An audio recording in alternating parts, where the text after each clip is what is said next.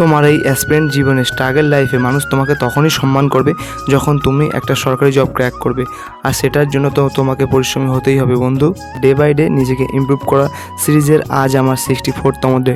আজকে সকালটা শুরু হয় এইরকম স্নান্ত সিদ্ধ কোলাহল মুক্ত একটা শান্ত পরিবেশ দিয়ে।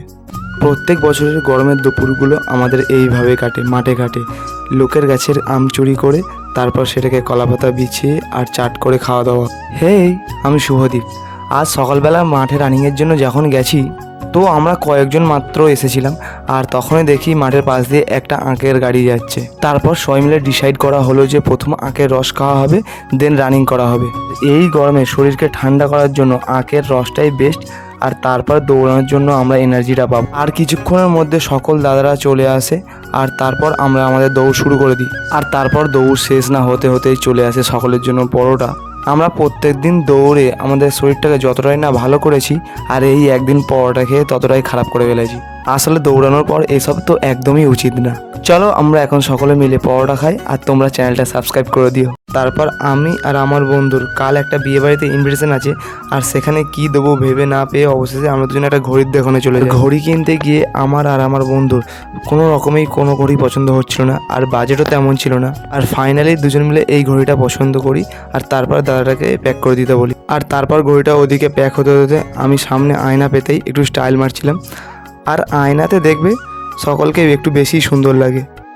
তারপর বাড়ি ফিরে দুপুরে খাওয়া দাওয়া সেরে আর 3টের দিকে চলে যাই মাঠে। কাকাদের কিছু ধান ঠ্যাঙানো বাকি ছিল, সেইগুলো এখন আমি আর আমার কাকা মিলে ঠ্যাঙাবো। নর্মালি আমরা সকাল থেকে শুরু করি আর সারাদিন ধরে ধানটা ঝাড়ি, কিন্তু আজ যেহেতু একদম অল্প ধান ছিল আর সকাল থেকে আমার কাজ ছিল, তাই ভাবলাম যে আজ দুপুরের দিকে ঝাড়া হবে। আর এই ধান ঝাড়তে বেশ ভালোই কষ্ট হয়, কারণ তোমাকে কন্টিনিউভাবে পা দিয়ে প্রেশার দিয়ে মেশিনটা ঘোরাতে হবে, আর তার উপর ধানগুলো দিলে ধানগুলো জোরে জোরে পড়বে। তবে এখন কাজ করতে করতে অনেকটাই অভ্যাস হয়ে গেছে, এখন তেমন আর কষ্ট হয় না। আজকে যেহেতু একদম অল্পই ধান ছিল, তাই 2 ঘন্টার মধ্যেই প্রায় শেষ হয়ে গেছিলো। আর শেষ হয়ে আমি একটু রেস্ট নিচ্ছিলাম, আর এদিকে রেস্ট নিতে নিতে প্রায় সন্ধে হয়ে গেছিলো। আর তারপর বাড়ি থেকে আনা হয় চা। আর কাজের পরে একটু চা না পেলে মনটা বেশ ভালোই লাগে না। কাজের পরে চা খেলে শরীরে এনার্জি আসে কি যায় না, তবে আমি মনের দিক থেকে অনেকটা এনার্জি পাই, তাই অল টাইম আমি চাই খাই। তারপর সন্ধ্যেতে বাড়ি ফিরে লম্বা একটানা একটা ঘুম দিয়ে নিই, কারণ সারাদিন কাজের পর ওই সন্ধ্যের টাইমটাতে একটু ঘুমিয়ে না নিলে আর আমি রাতের দিকে একদমই পড়তে বসতে পারবো না। এই গরমের দিনগুলোতে ধানের কাজের সময় আমার পড়াশোনার একটাই টাইম টেবিল থাকে, সারা সন্ধ্যেটা, কারণ সারাদিন মাঠের কাজে ব্যস্ত থাকি, পড়া একদমই হয় না। তাই সন্ধ্যে থেকে ঘুমিয়ে নিয়ে আর খাওয়া দাওয়া সেরে আমি একবারে পড়তে বসেছি।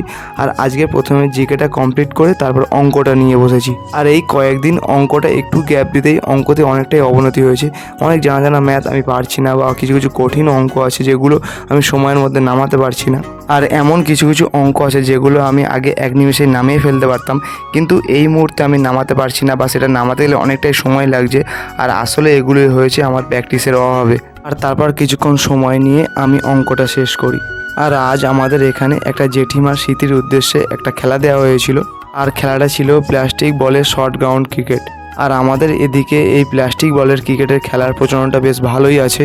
আর এই খেলার এতটাই ক্রেজ যে রাত 2টোর দিকে গিয়ে দেখি তখনও মাঠে প্রচণ্ড লোক আছে। আর আমাদেরও খেলা ছিল, তবে আমার এতটাই ঘুম পাচ্ছিল যে আমি না খেলেই বাড়ি চলে আসি।